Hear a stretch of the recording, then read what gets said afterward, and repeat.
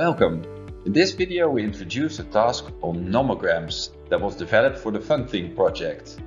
The task was based on ideas from so-called embodied design. In this framework, mathematics is developed starting from intuitive actions with, for example, your hands.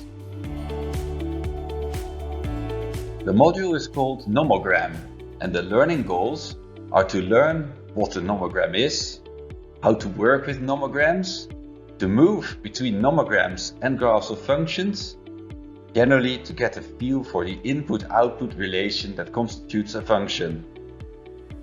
For the task you need a multi-touch screen, since the main activity is to drag points on the screen and to think about that. The task is recommended for grade 7 or 8.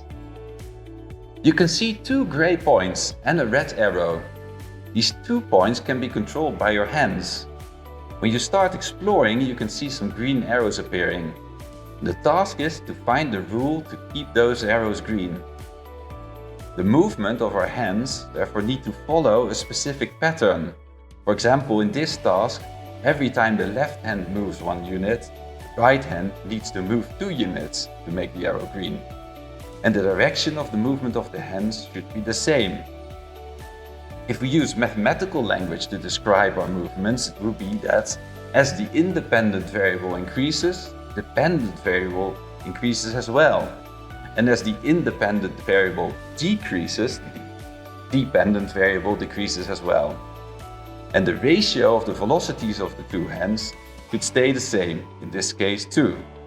In the task, students explore different patterns of movements for different functions. Each pattern represents a different functional relationship between 2 variables. Here we are. The 2 number lines with arrows in between is the nomogram for the function y equals 2x. In the next task, the goal is to connect a nomogram with another representation of a function, the graph.